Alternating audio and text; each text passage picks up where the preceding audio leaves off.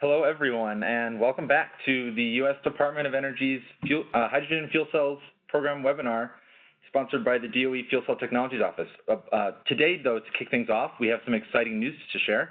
We're going to be launching a new series of webinars called the H2IQ Hour. This relaunch aims to refocus our webinars on enabling us the better understanding of hydrogen and fuel cells and the work we fund to advance those technologies.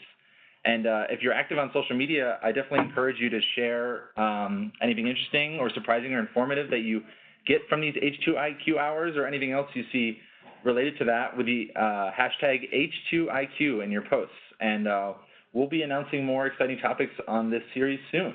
So with that, let's get started. So to kick things off, this WebEx call, as you heard, is being recorded and will be posted on DOE's website as well as internally. All attendees, however, will be on mute throughout the webinar, so please submit your questions as you think of them via the Q&A box you see on the slide here throughout the webinar, and we will cover those questions at the end of the webinar during our dedicated Q&A portion. So with that, I would like to introduce the Director of DOE's Hydrogen and Fuel Cells Program, as well as today's H2IQ Hour host, Sunita Satyapal. Hi, Sunita.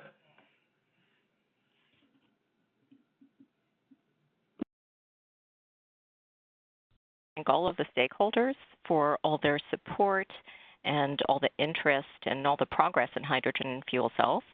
And if we go to the next slide, I'll cover really the main topics today, which will be an update on the budget and key priorities, specifically the fiscal year 2020 appropriations and plans, and then talk about some of the recent activities, including workshops, some highlights on targets, as well as new demonstration projects under our H2 at Scale initiative, and then finally end with some collaborations and funding opportunity announcements. And if you go to the next slide, we will cover first of all, a key priority within the office that we call H2 at Scale, which is an initiative to enable affordable, reliable, clean, and secure energy across sectors. And you can see the pictorial image that we've used that represents the concept that was developed by national labs, DOE, stakeholders over the last couple of years. And I think most should be familiar with this display, but basically it shows the current electric grid in orange on the left, the natural gas infrastructure in gray at the bottom, and then what the opportunities are for hydrogen if we can enable production and end use across applications at scale. And so our program covers, if you go to the next click, early stage R&D. So we have FOAs, which stands for Funding Opportunity Announcements through the department. This is just one example. Either we have individual projects or we have consortia. And so this shows one example where we have core teams, primarily using core capabilities, unique state-of-the-art capabilities at national labs, and then we bring in through FOAs, industry, university, other national lab partners, and then we also include later stage RD&D activities, and we leverage the private sector for large-scale demos. And so the box shows another example where we have government funding coming in on one side through an H2 at Scale consortium. And then we have other mechanisms, CRADAs, for example, cooperative research and development agreements, strategic partnership projects that used to be called Work for Others, where industry comes in and cost shares some of the activities that are of relevance to industry. And then we've also had FOA projects specifically for demonstrations, most recently, and I'll talk about some exciting new projects in Texas, Florida, and the Midwest, which complements a lot of the activities that are happening in California. And we've had about 25 projects as well under the H2 at Scale consortium. So next we'll cover the budget, and in terms of the appropriations, we have the Fuel Cell Technologies Office within DOE's Energy Efficiency and Renewable Energy Office. And you can see here the funding by year. And I should mention also that all these slides will be posted online and available for you. But you can see hydrogen fuel R&D and infrastructure are really going to be combined. We're looking at that as one coordinated activity. So you can see some large increases there, again, emphasizing the importance of addressing hydrogen infrastructure technologies. And then we also have, from our appropriations, significant effort in technology acceleration, which includes activities such as systems integration, demonstration projects, integrating with the grid, and so forth. So I'll talk a little bit more about that. And then recognizing the importance of safety codes and standards, you can see a bump up there of $10 million in our appropriations. And there was also an increase in the appropriations specifically in systems analysis as well. So you can see $150 million total for fiscal year or FY 2020. And then pictorially in the top right, you can see the breakout here, again, the yellow, the light and dark yellow, emphasizing the importance of the hydrogen component, and then, of course, technology acceleration as well. And while EERE's leads the hydrogen and fuel cell activities for DOE and has main responsibility for hydrogen and fuel cells, I also want to emphasize the other offices that we coordinate with. So there was also $30 million of appropriations for fossil energy that has traditionally funded solid oxide fuel cells. And nuclear energy as well this year has specifically $11 million that's been called out in the congressional language to partner with EERE on a nuclear to hydrogen demonstration, which I'll also talk about more. And then there are other offices as well, which we haven't included here, but you can see in the footnotes we coordinate very closely with our Office of Science, Basic Energy Sciences, and even though there's no specific appropriations specifically called out for applied hydrogen and fuel cell activities, after the year is over, we allocate which projects, for instance, that may be relevant, such as catalysis and membranes and so forth, and coordinate closely, and ARPA-E projects as well, depending on the fiscal year and the specific programs selected, we coordinate very closely there as well. So that is a short update on the appropriations. And if you go to the next slide, this shows you that our main interest and what we're seeing from other stakeholders as well, and even internationally, is greater interest in end-use applications across sectors, major increase in interest in heavy-duty vehicles, as well as industrial applications such as steel manufacturing, fertilizer production, also energy storage for critical loads, a lot of increasing global interest as well, and with our sister office in hydrogen plus CO2 to liquid fuels, as well as interest in natural gas blending, we're seeing especially in other countries, exports and so forth. And so we held 3 workshops. If we go to the next slide, as an example of looking at specific applications that can help to enable scale.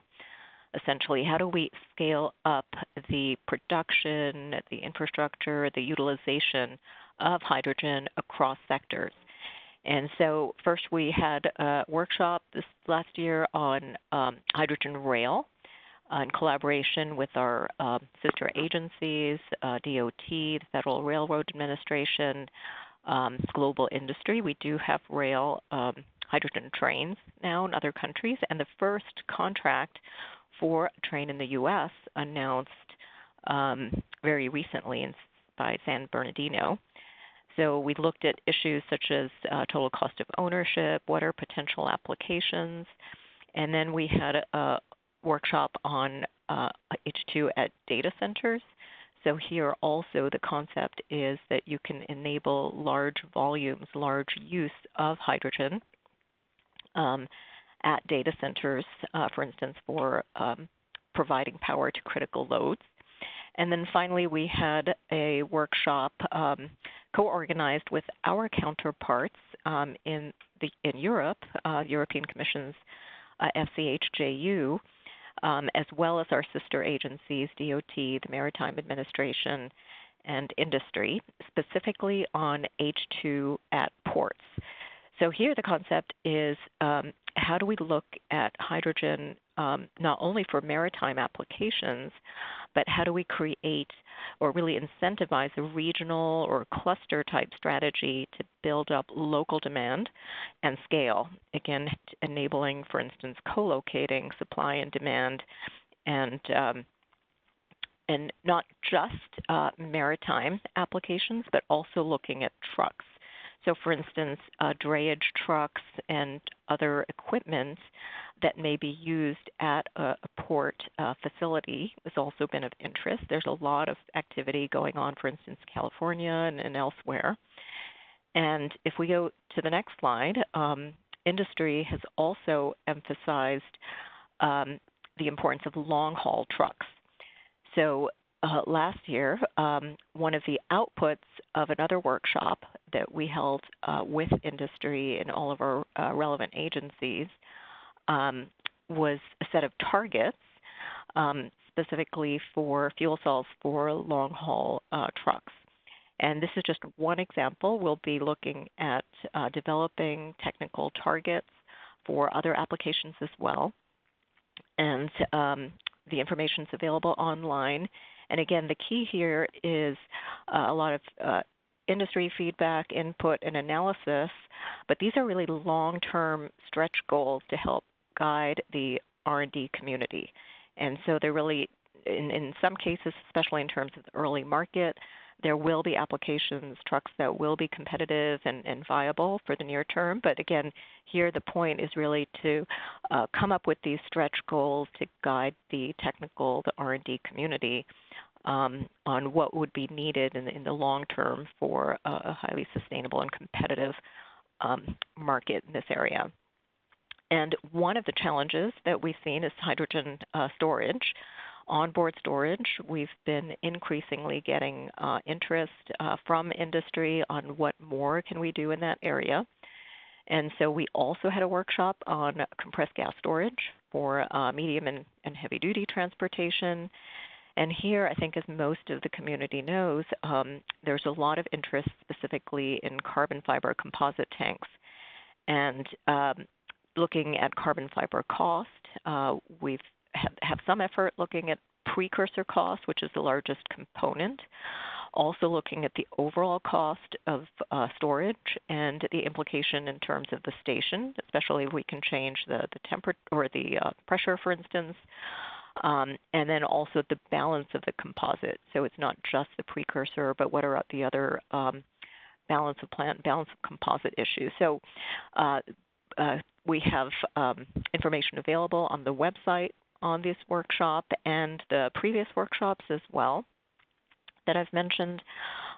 So feel free to look at those workshop presentations and proceedings. And then finally, I'll touch on, in terms of an update, some of our analysis activities. So we have our national labs that have been assessing resource availability for hydrogen across the nation. And this is just one example. Again, this was one that was shared previously, and various scenarios are being looked at. This is just one example, one scenario, where the blue shows where hydrogen could be produced from, for example, solar and wind. The green circles show nuclear, and then the red, again, in this one specific scenario, shows where a local demand would exceed that local or regional supply. So again, looking at where would the hydrogen come from. Of course, the next step is also looking at water availability. And then if we click once more on the presentation, looking at the demand potential. So looking at what is the technical market potential and the the technical potential and the market or economic potential for different applications, and how does that affect the demand, so the supply and demand analysis that our experts from NREL and Argonne are continuing to evaluate and hopefully will publish soon. And then very exciting, the orange boxes highlight new demonstration projects that we just announced. So congratulations to all the winners of our FOA, our H2 at scale FOA, just announced several months ago. And I'll highlight quickly in the next slide one example of one of the projects, and this is going to be in Florida. This was selected where we have solar and electrolyzer. We have integration with the grid, and then storage. The fuel cell will be used in both stationary applications, and then also the project includes a mobile trailer for dispensing. And so really looking at an integrated system.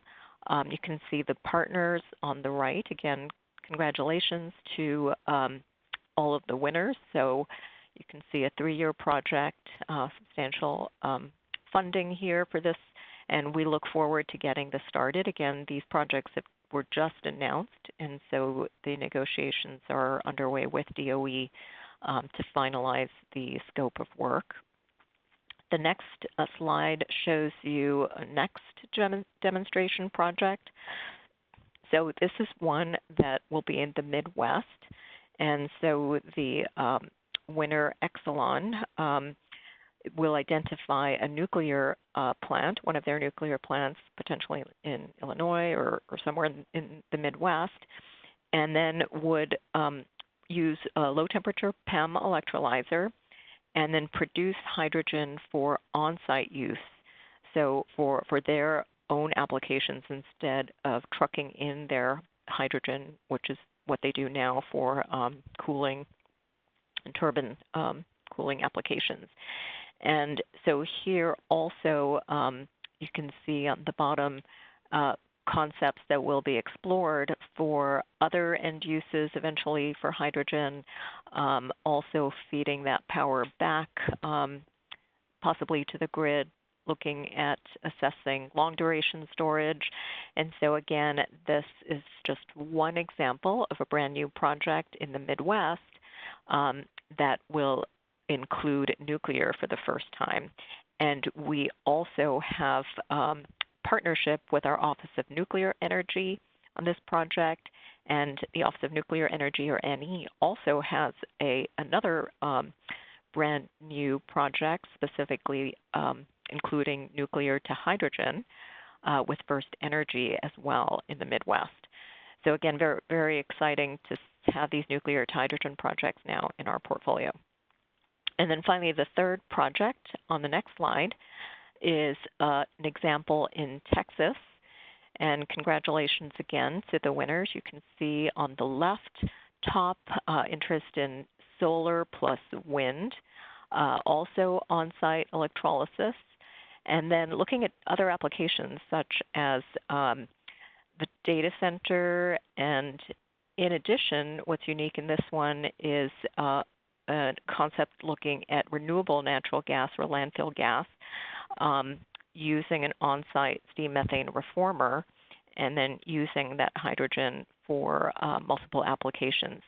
And also part of this project was an assessment of a port strategy, so aligned with our H2 at ports concept. And you can see the partners on the right here. A lot of expertise coming from California through Frontier Energy, and then we have University of Texas, a number of players as well. For this project, again, the negotiations are still underway for the final statement of work and final agreements. But I did think it would be valuable to highlight these. And then finally, if we go to the next slide, I'd like to switch gears and talk about the importance of collaboration as we move forward. We will be strengthening our collaborations. And the next slide just shows you one example. I'll start with international collaborations. And for some who are not aware, IPHE, the International Partnership for Hydrogen and Fuel Cells in the Economy, was established in 2003, has roughly about approximately 20 countries, the European Commission, and coordinates to accelerate progress in hydrogen and fuel cells. And we have a number of other partnerships that have been formed. So again, to highlight mission innovation, there's a hydrogen challenge launched in 2017 by Australia. We have the Clean Energy Ministerial New Hydrogen Initiative launched in 2019 by Canada. The Hydrogen Energy Ministerial at the bottom, or HEM, by Japan in 2018 and 19. And of course, a very long time historical partnership with the International Energy Agency since the 1970s. So again, lots of activity, lots of information and coordination at the government level as well as with industry. So you can feel free to look at the social media, and if we click one more time, we can show you the website, iphe.net. Again, this is a very rapidly moving field, so please feel free to stay tuned and feel free to give us feedback as well on what more you'd like to see. And in the spirit of reducing stovepipes and strengthening partnerships among the partnerships and also across sectors, the next slide shows you an example of what we're doing between some of these initiatives. So we have within the Clean Energy Ministerial, or CEM, the Nuclear Innovation CEM Initiative, Clean Energy Future, or NICE, and through our Office of Nuclear Energy in partnership with IPHE and the CEM Hydrogen Initiative with Canada and other countries and co-leads, there will be a webinar with a number of countries. So please feel free to stay tuned. Mark your calendars for March 18th. And again, we'll post these slides so you can see where to register. We have typically some of these CEM webinars get 600 people or so that participate worldwide. So again, it's a good opportunity to see what's happening for the first time here with nuclear plus hydrogen partnering together to give you information. And so if we keep going, as one other example of collaboration that I would really like to emphasize, its critical importance to us, to all of us, is the importance of hydrogen safety. And so I have announced this before, but there's been increasing interest to emphasize and continue to spread the word regarding this collaboration. And it's a collaboration that's modeled after the large Industrial Process Safety Center that was established with over 200 members of industry, large industry that shares information on process safety, that was launched by AICHE. And AICHE has access to over 110 countries, 60,000 members, and so our Pacific Northwest National Laboratory, as a result of feedback from our Federal Advisory Committee, H2IQ, partnered with AICHE to launch this Global Center for Hydrogen Safety. You can look at the website aiche.org/CHS. And already has over 40 partners from industry, government, academia, partnership with the Hydrogen Council, which is a major partnership with over 80 CEOs now committing to support and accelerate progress and deployment for hydrogen, with IPHE, with a number of various partnerships emphasizing the importance of safety, sharing lessons learned, best practices. So again, really wanted to, in the spirit of collaboration and the importance of safety, emphasize the CHS. And then finally, I think I'll end with hot off the press on the next slide. Just last week, one example of another international and domestic partnership building upon the success of our H prize. And you may know that there are a number of inducement prize competitions within DOE and other agencies. And we had the H prize, the H2 Refuel H prize, where we awarded $1 million to the winner, Simple Fuel, that developed a small-scale system, standalone system or appliance that would use only water plus electricity to produce hydrogen at the small scale, so 1 kilogram in less than 15 minutes, to complement the large retail stations and be used either as a backup or for forklifts or where there's no access or no availability of large commercial retail stations. So we did have a project, a station here, an R&D station in Washington, D.C. Some of you are aware of. It was a 4-year R&D project, excellent partnership with industry on the cars, getting data, providing feedback on additional needs, and also education and outreach regarding the vehicles and the technology. But that station is now decommissioned, is being decommissioned. As always planned, it was intended to be really an R&D project for 4 years in partnership with the National Park Service. But now we were very pleased with this announcement, and you can see our undersecretary on the right and the vice chairman from Hyundai on the left, where they will be providing us with 5 Hyundai Nexo fuel cell cars. And we will be getting data, also installing the Simple Fuel units here in DC, and then also sharing the vehicles with our national labs and sister agencies to continue to get data, provide feedback to the program. And so, again, that's just one example. And so now let me move over to perhaps one of the most exciting parts of the webinar, and that is our funding opportunity announcements. So if we go to the next slide,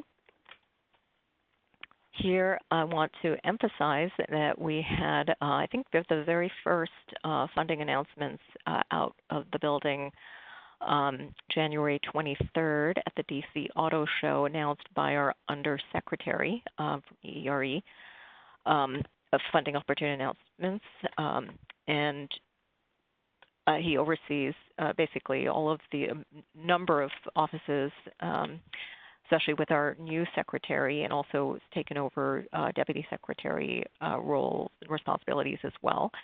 So we had 3 FOAs. Again, all of this will be provided. It was in the press release, but the hydrogen and fuel cells FOA out of our office. Concept papers due February 25th, and I'll cover some of these topics. The vehicles office, vehicle technologies office, also has a FOA out, concept papers due February 21st, and then the bioenergy office as well with $96 million. And the key here that I want to emphasize is that there could be topics that are of relevance to the hydrogen and fuel cell community. So definitely feel free to take a look at all of the FOAs. And obviously, since the FOAs are open, I will not be discussing any of them in detail. And if we go to the next slide, this is what's already available online at the FOA. In the FOA, and this is our FOA here, which has 6 topics. Electrolyzer manufacturing, as we've heard, is of growing importance, not just early stage R&D, but manufacturing R&D, advanced carbon fiber for tanks as well. I mentioned the importance of heavy-duty vehicles, trucks specifically of interest, both membranes, especially for durability, and domestically manufactured fuel cells, stacks, and systems, topic 3. And then the next 2 topics look at some of the new applications that I mentioned. So for instance, looking at what would be required to enable steel manufacturing using hydrogen, the high steel, topic 4. And then topic 5 includes new market demonstrations with the maritime industry and then data centers. And then finally, we have, for the first time, topic 6, a training and workforce development topic that will help establish opportunities for the next generation and emerging workforce development activities that are going to be critical as we see hydrogen and fuel cell activities continue to increase in deployment. So the next slide,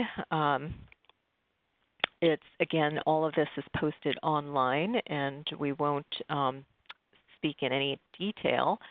But if there are questions about the FOA, you need to submit your questions through the official process.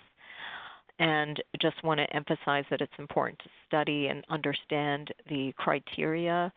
And obviously, we have merit and innovation, the impact of technology advancements, the first criteria, 50%. The second criteria deals mostly with the research approach, the work plan, the SOPO, also looking at what the potential risks are, how would you address those risks, the baseline, where we are today, what are the metrics, the deliverables. Also in the standard FOA, there's a market transformation plan that's not applicable to topic area 6, which is the workforce and training topic. But there is, and again, the standard FOA requirements and impact assessment for the topic area 6. And then finally, 3, again, the standard is looking at the team and the resources, the ability to address all the aspects of the project, sufficient facilities to conduct the work, and also the ability to expedite, facilitate further development, commercial deployments, and achieving those deliverables, also ensuring adequate participation by the participants, so not just a very small % of the time and only proposing in name. Obviously, the reasonableness of the budget, the spend plan, and so forth. So all the details. Again, this is very standard, but we emphasize that all potential applicants should study these carefully. And the next slide shows you the timeline. So here we have concept papers due February 25th, so that's coming up very soon. And I cannot overemphasize the importance of good proposals, good concept papers. Those are encouraged or discouraged for full proposal submission. So it's a very important first step, and there's significant effort in the full proposal submittal, and so that initial step is critical and helpful for applicants. And although any applicant can apply even if discouraged, but historically the likelihood that entities win full proposals after submitting concept papers that were not strong is not very high. It's not a high likelihood. So again, the concept papers, February 25th, a critical step, and then of course the full proposals as well. Again, on behalf of all of us at DOE and in the office, we emphasize the importance of paying attention to all the criteria and all the instructions in the FOA. So February 25th, again, a key date there. And then the next slide also emphasizes a key date. The top left shows February 28th, and that is the opportunity through our nuclear energy sister office. As I mentioned, there is specific appropriations language that talks about us working jointly for nuclear to hydrogen demonstration, looking at potential synergies. Again, the bullets show just some examples that are of interest to the community, but to learn more about the FOA, feel free to go to the website. There's also a frequently asked questions website, and this is an open FOA run through our sister office, NE. And again, we encourage applicants that are interested to apply. And I should have also mentioned that for our other FOA, there is a teaming website option as well to see what potential partners are interested in forming teams. And then the next slide is another example. You can see the theme here that I'm trying to convey is the importance of partnerships and collaboration. And so here we have an interagency collaboration with, and also intra-agency with our office, our sister office, the Vehicle Technologies Office, and the Department of Defense. So we have Army Corps, we have former TARDEC or GSC, and the concept here is what we call H2 rescue or H2 the rescue. So here the concept is having a truck that would be fueled by hydrogen. So a hydrogen fuel cell / battery, they typically have batteries and fuel cells, that would run on hydrogen and then go to a disaster site, for instance, and then provide power as well as the potential for heat and potable water, and be able to meet the requirements. So for instance, the 72 hours or the various specific requirements. And so please feel free to take a look at that FOA. And we have a little bit more time there, March 31st, and $2 million there with industry cost share. And then finally, I think that's the end of the FOA topics. So I'd like to end with the importance of STEM activities in the department. So we have a number of activities, a high priority for the Department of Energy as well as other agencies and stakeholders within the nation. And I'd like to acknowledge actually the interns and the fellows that we've had here in our office, both now and over the years, some of whom have actually become federal technology managers, or they've joined industry or policy-related fields. Even some of them are still in hydrogen and fuel cells. And so here I'd like to emphasize couple of opportunities, student internships. So this is the time of year, especially if there are any of you have students or postdocs, others interested. So the first is the student internship opportunity, the MESIP program on the left. So we have 8 to 10 week summer internships with DOE and national labs. And then we also have a student volunteer internship program, the SVIP program. And in some cases, in fact, we have 2 now on board, another one coming where they get credit, so college credit for working and getting experience at the department. And so MESIP and SVIP, so feel free to look up instructions on the website. Again, we'll post all of these. And then I'd also like to emphasize in the next slide a specific opportunity through our ORISE fellowship program. And here we get fellows. These can be junior or even senior, mid-career or even late career or retirees sometimes, who come in through the ORISE fellowship program. Typically they're 2 to 5 years at the most. And you can see a number of options here, hydrogen storage, as well as we've been interested in carbon fiber and composite tanks, for instance, hydrogen infrastructure. There's a lot of interest, as well as fuel cells. Also in solid oxide through our office in NETL, there's interest. And these are periodically posted. Often they're open until they're filled. And so we really encourage U.S. citizens who are interested to take a look at any of these. And then finally, I believe the last slide is information and resources. So feel free to look up our Increase Your H2IQ information. There's a lot of slides available, h2tools.org as well. Mark your calendars again for National Hydrogen and Fuel Cell Day, October 8th. And more soon coming up, before we know it, will be May 19th. So please go to hydrogen.energy.gov to register in advance. It's very popular. We get about 1,000 people. We have some very exciting news coming up for the plenary that starts at 1 p.m. on May 19th. So please do go ahead and book your tickets and hotels and so forth.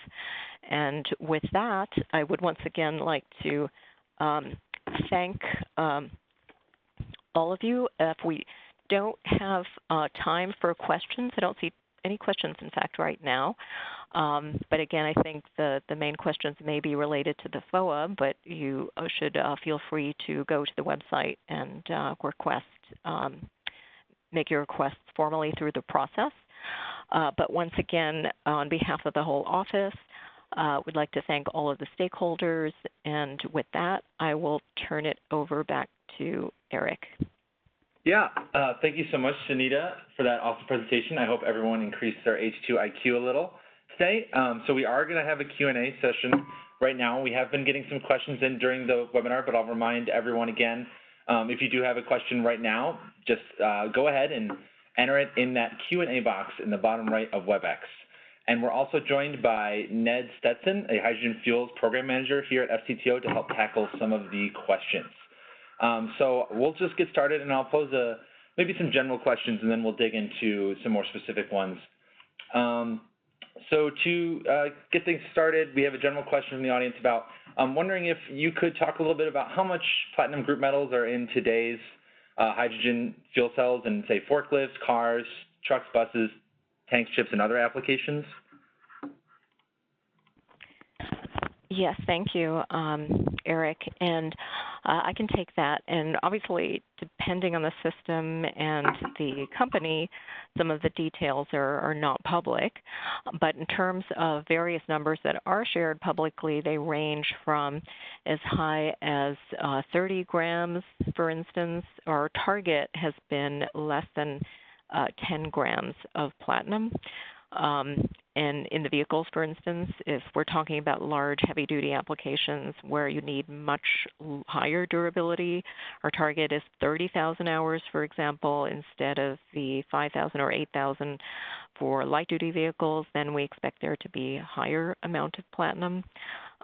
In terms of the independent analysis, looking at the state-of-the-art of the technology in the lab scale, but projected for commercial. Some of the recent results have shown that you could be at about 16 grams or so.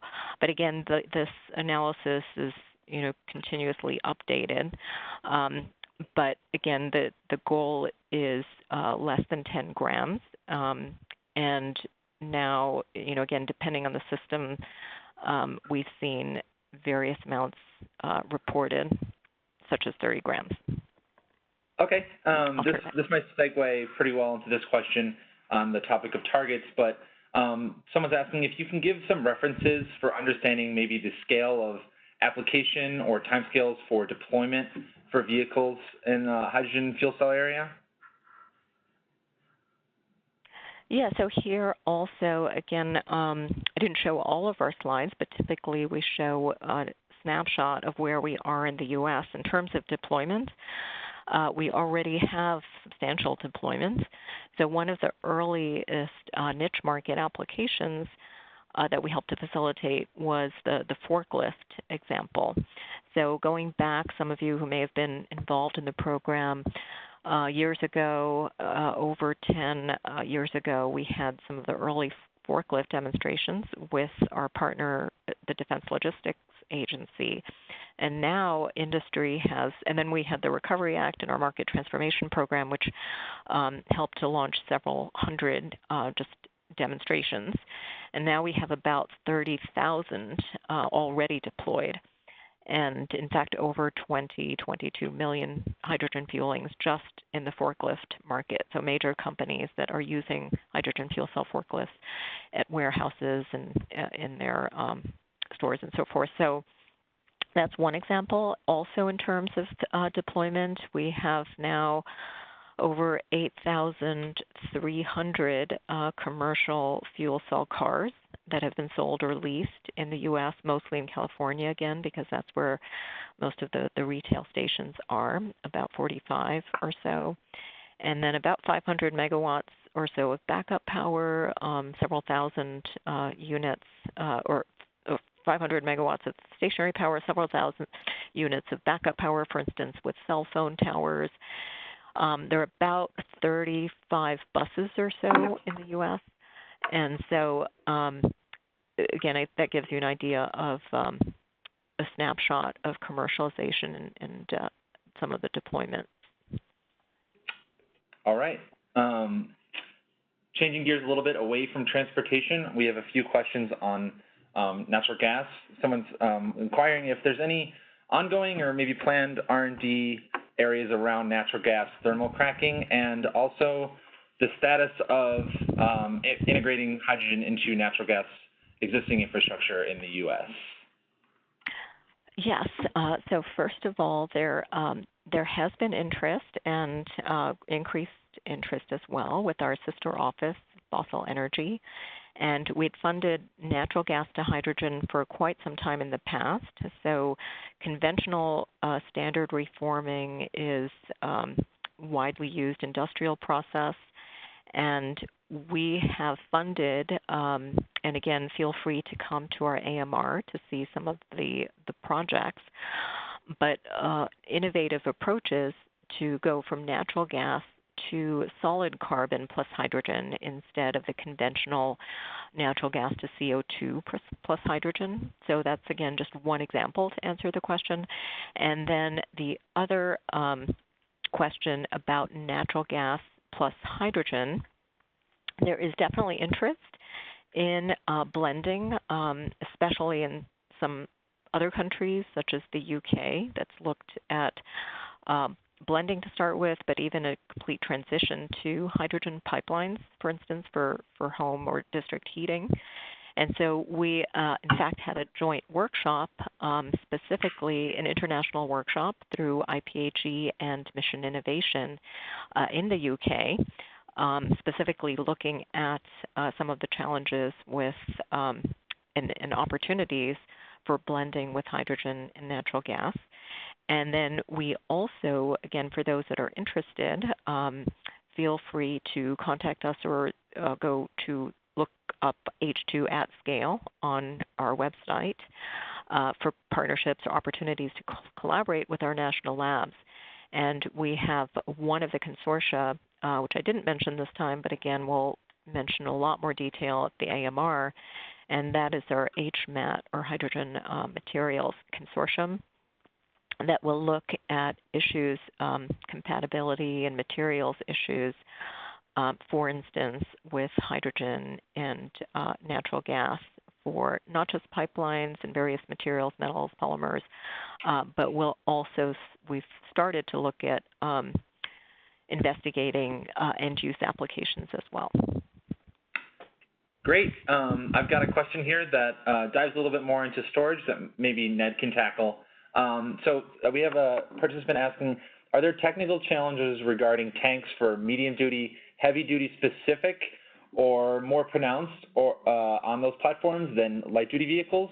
Would benefits from that work under the banner of MDHD be able to translate easily to LDV, especially maybe in terms of cost savings? Thank you for the question. Overall, a lot of the challenges are very similar between light duty and heavy duty when it comes to the tanks. The tanks, of course, are going to be much larger on board the medium heavy duty trucks. For the Class 8 trucks, typically we're looking at more than 10 times as much hydrogen having being stored on board. So part of the question is, where do you actually locate the tanks? You put it behind the cab, you put it outside the rails, you put it between the rails of the truck. Also, the tanks have to last a lot longer. These Class 8 trucks usually are rated for about 1 million miles. So therefore, the tanks are expected to see a lot more cycles than you would on a light-duty vehicle. And also the fact that they have to be refueled much faster. So in the light-duty car, we're looking at 3 to 5 minutes to fill about 5 kilograms. On a truck, we're looking at fill up to 80 kilograms in a matter of less than 10 minutes. So again, we're still trying to understand the impact of the fast refueling on the tanks on board a truck. Overall, they're going to be very similar. However, some of the challenges may be more pronounced on a truck. Great. Thank you, Ned. We also have some questions about R&D needs for areas like, let's see, high temperature heat for industrial uses, maybe we can address a little bit. Okay, so so in terms of high temperature heat, if the questioner can clarify what temperature, that may be valuable. But in terms of fuel cells, one of the areas of interest that industry has had, and some of this has been funded through our Advanced Manufacturing Office, AMO, previously called ITP, Industrial Technologies Program, but they're basically very high temperature, so 800, 1,000 C. Those are solid oxide fuel cells. Right now, most commercial systems are using them primarily for electricity as opposed to the CHP option. But then you also have lower temperature, for instance, 300 C as an option as well. So again, it depends on the application that's of interest. One, and what temperature requirements you have. But one other area maybe I'll also mention just for awareness, many people are not aware of this, but we had the first trigen, as opposed to cogeneration, combined heat and power, where you can provide the power and the heat, for instance, for industrial applications. We had the first trigen system demonstrated with industry partners and state agency partners in California with Fuel Cell Energy, Air Products, and the Orange County Sanitation District, which had a 250 kilowatt fuel cell that provided power and also is capable of providing heat, and also co-produced hydrogen as well for potential use. So that may also be of interest. I know. And then finally, if the question was related more about the hydrogen production side, here too, especially with our nuclear program, but also looking at high temperature solar approaches, for instance, you can use some of the heat to help essentially reduce the electricity requirements for electrolysis. So high temperature electrolysis or other thermochemical cycles can also make use of some of the heat. And so I'll pause there, Eric. I know we will may have to start wrapping up now to sign off, but I'll turn it over back to you. Yeah, we have time for a little bit more in terms of questions. We did have a question about how FCTO is utilizing the capabilities of national labs. Particularly, they mentioned the great workshops we'd already had on ports and rail and data centers, and we're wondering if there were any future work considered in the commercial aerospace sector as part of H2 at scale. Yes, I'll take that, and then Ned can feel free to chime in as well. But basically, we have, as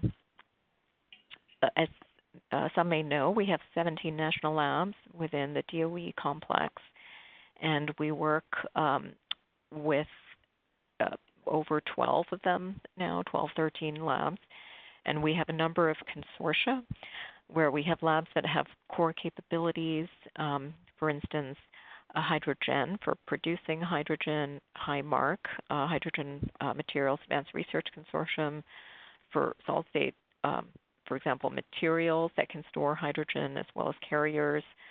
And then we have ElectroCat, which is focused on eliminating platinum group metals for catalysts. And then we have FCPAD fuel cells, performance and durability. And so the labs have unique capabilities. The plan is really to really leverage those unique capabilities, avoid duplication, and accelerate progress instead of just having one project at a time and having to reapply. These labs have these unique capabilities, and then we bring in industry, university, or other national lab projects and innovative concepts to really make use of this innovation ecosystem, if you will, through the consortia. So I apologize, Eric, I didn't hear the second part of the question. It was particularly interested in if we were exploring opportunities in the commercial aviation sector as the other sectors as part of H2 at Scale. Yes, thank you. And so as some of you may have seen with our theme with H2 at Rail, H2 at Data Centers, H2 at Ports, we have another workshop also planned to look at H2, not just in air, but H2 at airports. And so looking at the potential, we've gotten lots of industry interest, for instance, for drones or other applications where you need a longer range or where the heavy payload due to batteries wouldn't be sufficient. And so both analysis as well as industry feedback is something that we're planning. And I think Ned also might have something to add on that, possibly on the interest with hydrogen for aviation applications, especially from the storage perspective. Well, we're definitely looking at that. There's a lot of interest in these urban air taxis. In fact, the company Elika announced that they're using liquid hydrogen. There's been several others which are announced looking at different ways of storing hydrogen. The issue is that you really need high energy density. So that's where, as Nia mentioned, the hydrogen carrier work. We're looking at how we can actually provide both high energy density, so high energy by volume, as well as high energy by mass, so specific energy, which could fit into the aerospace sector. So that is all under consideration right now. So I anticipate in the future you'll hear more about that. Great. So keep a lookout for that from us. And I'm going to end on this question because I think it's important, and then we'll wrap up. So quickly, we have someone asking about how certain industries have apprehension about when it comes to the safety of hydrogen storage. So I wanted to see if either you, Sunita, or Ned could just talk a little bit about what we're doing to educate local authorities on hydrogen safety. Yeah, thanks, Eric. And it's always valuable to emphasize again, as I tried to, the Center for Hydrogen Safety. We've had a longstanding program, Safety Codes and Standards, and I think many of you know Laura Hill. And we have, in fact, in terms of education and outreach over the years, reached over 36,000 code officials and so forth, education activities with fire marshals. We have a hydrogen safety panel as well. Projects that receive funding from us submit a safety plan. And if you go to H2 Tools, again, lots of resources trying to consolidate through this public-private partnership with the Center for Hydrogen Safety. There's a lot of information, lessons learned, best practices. And again, hydrogen's a fuel just like any fuel. And so it's flammable just like any fuel is flammable. It just has different properties and has to be handled appropriately, as do other fuels. And so that's a good question, a good reminder, again, to put a final plug in for the Center for Hydrogen Safety and our other resources that are available. Okay, and I guess we have time for just one more quick one. Could you talk real quick about green steel production? Yes, and so again, we have a lot of information, and some may know that one of the first plants in operation was in Austria. And here the idea is, again, a lot of interest in decarbonizing steel production. And there are different approaches. There's interest, again, I won't be able to talk too much about this because we do have an open FOA topic related to it. So in the interest of time, maybe I'll point the listener to that. But there's really looking at two aspects. One is just replacing the use of coke, essentially, or natural gas, to use hydrogen in the process. So when you mine iron, you basically have a reduction step where you can use hydrogen as a reducing agent instead of the conventional process. And then there's also, to answer the question in the 1 second version, is there also other innovative approaches, direct reduction, but a flash iron making, for instance, FIT flash iron making technologies as well. So again, there's both opportunities now. Again, the big challenge in the U.S. is the cost of natural gas is so low, so the hydrogen cost needs to also be low to be competitive. But also looking at innovative approaches to for iron reduction and manufacturing steel.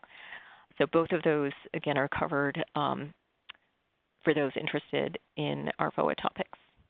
So I'll turn it back to you, Eric. Yeah, I think that's a great way to end it, so please check out those FOA topics. So that does wrap up our presentation for today, the H2IQ Hour. If we didn't get to your question, please feel free to reach out directly and we'll do our best to address it. But I'd like to thank everyone for joining today and remind everyone we will be posting these slides as well as the full presentation online on the FCTO website.